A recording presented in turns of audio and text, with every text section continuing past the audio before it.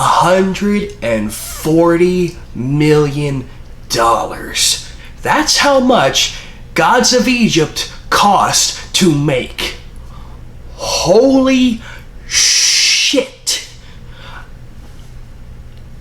We could have done so much better with that amount of money. We have with less. I looked up the cost of a few movies. Deadpool, probably the best movie so far this year, $58 million. Less than half of what Gods of Egypt took. Jurassic Park cost $93 million. Jurassic Park was cheaper than this. Now, granted, it was in 1993, so the inflation, but the point still stands. Holy shit! What did this guy make? I can't remember the director's name. Alexander, was it Proyas? I think that was. I'm probably wrong. I don't care. Holy shit! This. Whew, okay. So we'll start the plot. Okay.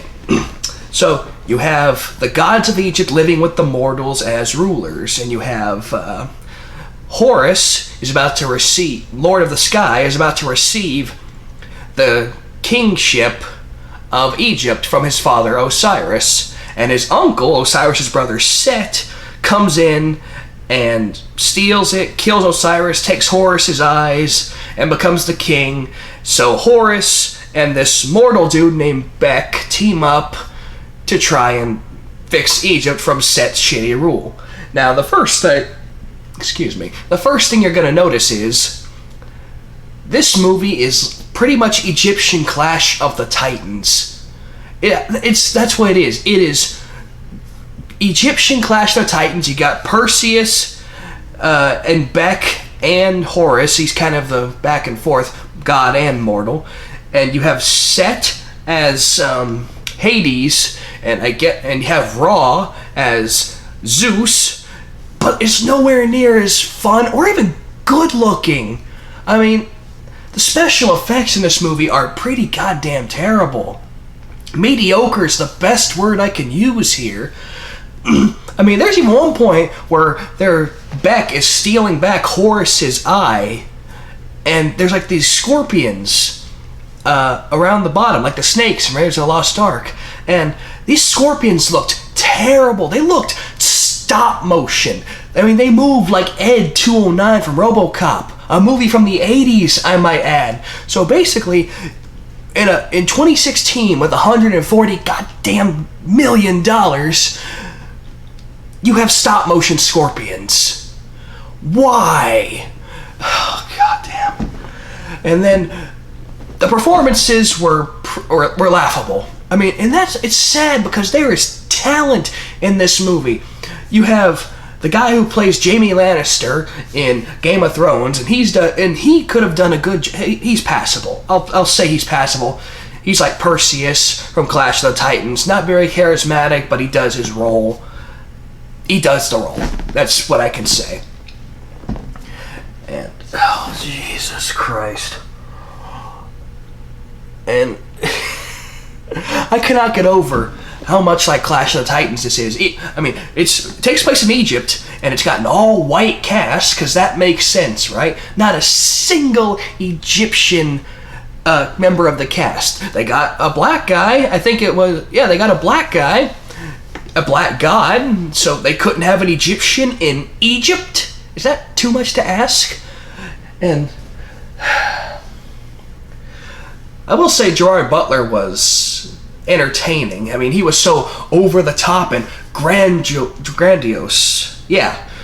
Oh, and he used his Leonidas voice, and that's always fun. You know, you will bring the reckoning! Oh, God, but it's entertaining. This movie is laughably, unbelievably bad, but I will say it's entertaining. Not once was I bored. I was enraptured with the terribleness of this film.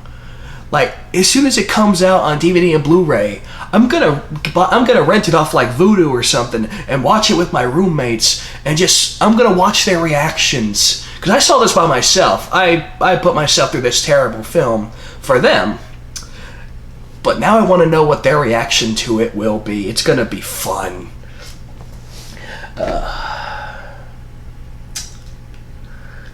Oh, and there's cliches around every goddamn corner.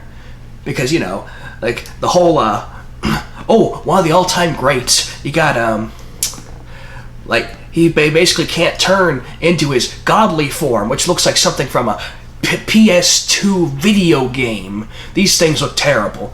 Like, Set turns into a jackal, and Horus turns into a eagle person, and basically says, I can't do it. Later on in the film, I can do it! And I saw it coming miles away. I'm going, no, you can't, for the love of God, no, you can't. And they did it. They fucking did it. And then there's even logical fallacies. Like, our main character, Beck, the mortal, loses someone dear to him, and you don't even see him mourn. He doesn't cry. I mean, he closes his eyes in horrible pain, but he never mourns for this lost person that he cares deeply for. I mean, granted, he thinks he can bring this person back from the dead with Horus's help, but for the love of God, they just died. You're gonna have at least a couple of tears rolling down your face before you get them back. I mean, god damn. Ugh. Okay, I'm wrapping this up. This is a bad movie. Bad acting, bad plot, cliches everywhere, bad special effects.